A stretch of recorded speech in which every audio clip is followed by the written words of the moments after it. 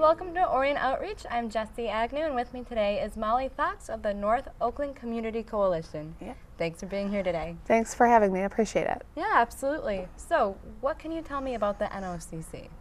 Well, the coalition's been around since 2007 here in Lake Orion, and our basic mission as a whole is to create a healthy and safe environment for our community members that are free of substance abuse, alcohol abuse, things like that. So that's the basic overall gist of what we're working towards. Gotcha. That's a pretty big umbrella, so yes. I understand that kind of narrows down to your involvement is with teens specifically. It's called right. Teens in Action. Yeah, we've rejuvenated our youth group. We had one years ago and unfortunately kind of tethered off, and luckily due to some grants and things like that, they were able to hire in my position. I'm the youth coordinator. So in my new role there with the coalition, I'm the youth coordinator, like I said, and so we've kind of rebooted our Teens in Action group. Mm-hmm.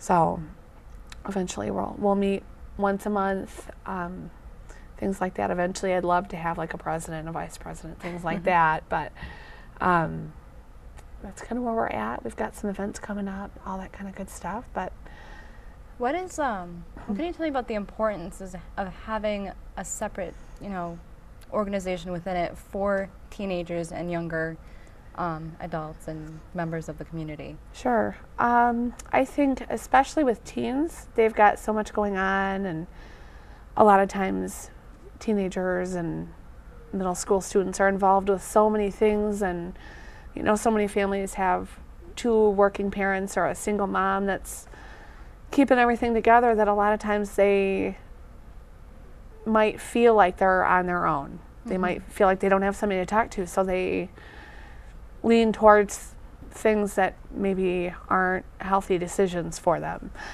So with Teens in Action, what our goal is to kind of have at least twice a month have some kind of event where we can get everybody together, whether it's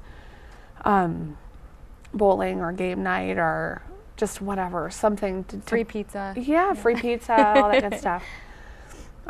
Just something to get them together in a safe environment. So with your organization, from what I understand, is it sounds like it's very readily available for students, because first of all, it's going to be hard to, get the gumption to approach you in the first place about an issue, especially for like a 14, 16-year-old right. kid. And then to find you, how is it that they find you to even come to you with those concerns? Well, I spend some time at the high school, and so I'm out there, and we've got a Facebook and a Twitter and all that kind of usual stuff. But I'm always looking for ways to get out there, so that they know that if they just need somebody to talk to, if they want to come bowling, if they want to come and have some free pizza, or just whatever, just somewhere that they can come to and somebody that they can talk to feel safe, where they can, say, hey, I got invited to this party on Friday, and I know there's going to be alcohol. What do? I don't want to say no, that I'm not coming, and not look at like I'm not cool. What do I do? And I'll just say, hey, tell them you're volunteering with NOCC. There you go. And we'll hook up some kind of event, and we'll do that instead, and rally up your friends, and we'll all go bowling that night. Or we'll all go, window shopping at the mall, or go to the movies or something. Just I've told them, text me, whatever you got to do. Text me in the middle of the night, whatever you got to do. So just hopefully kind of create this band of teenagers, I guess. So just kind of create a spot for them to go to. That's great. And so far, if it's been around since 2007, it's obviously been making some kind of impact to the community. And you mentioned that you guys have events, to replace the unhealthy things that teens and middle school kids could be involved with. What ones do you have coming up? Well, we've got next month or so. Yeah, slowly but surely we've got some stuff. We've got some stuff brewing. Excuse me, I'm stumbling on my words.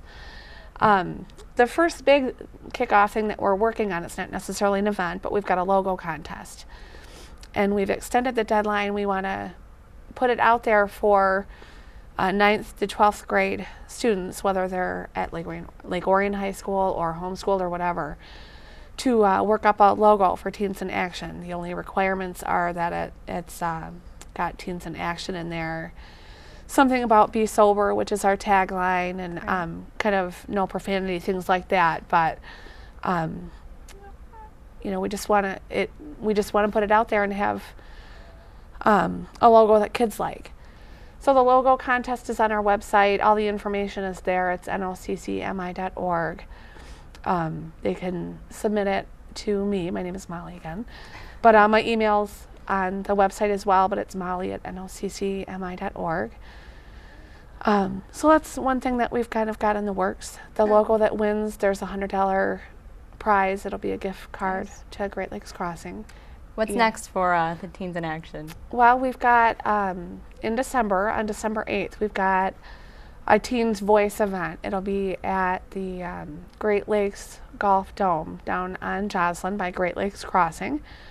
And we're kind of ramping it up to be a fun event for high school students. I guess even middle school students could attend as well, but we're kind of gearing it towards the high school aged kids.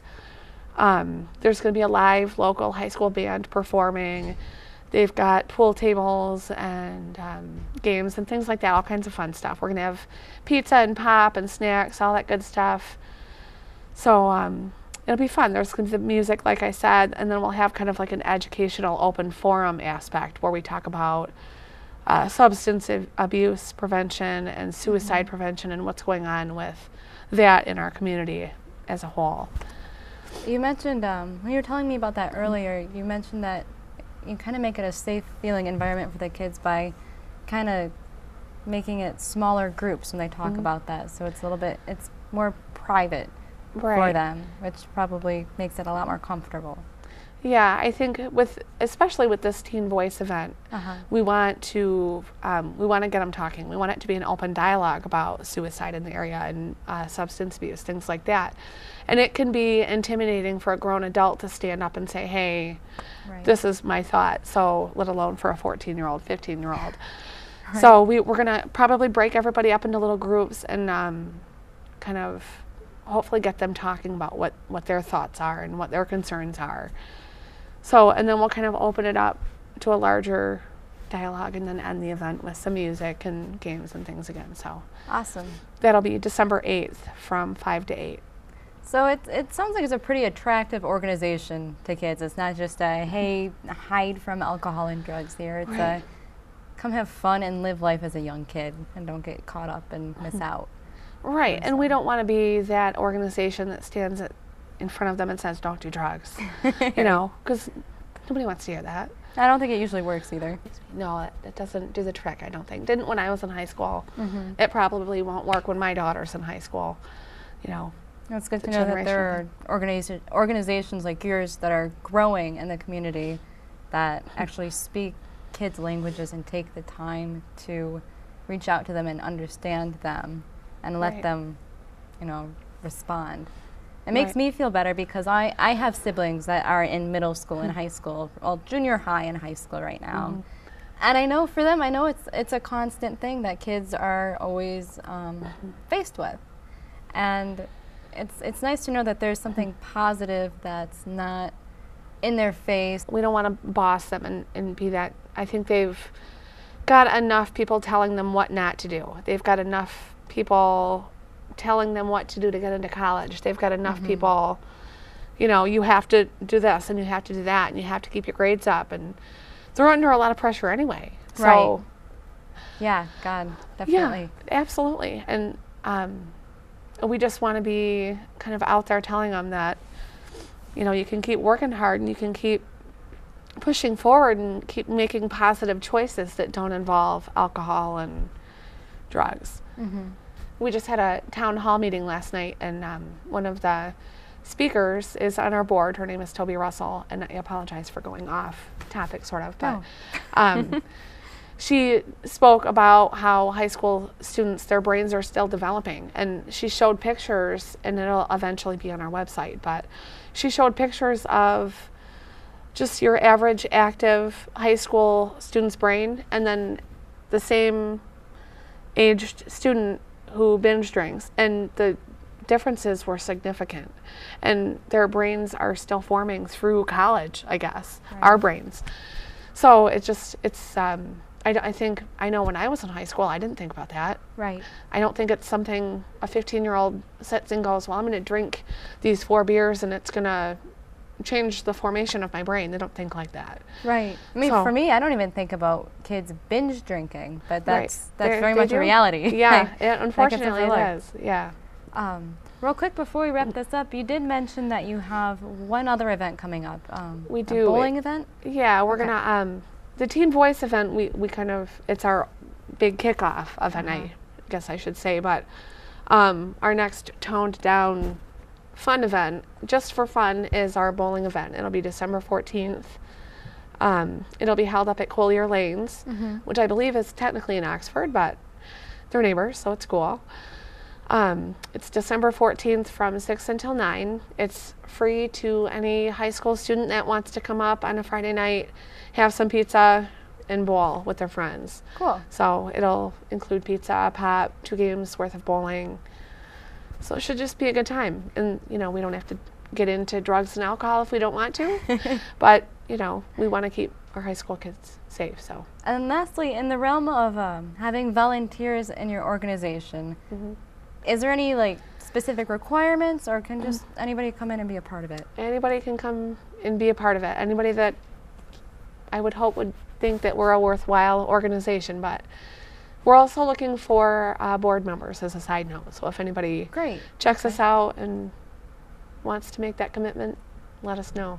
It sounds like a pretty worthwhile commitment. I think so. You know, our future, our kids, you know, the ones we love. Right, exactly.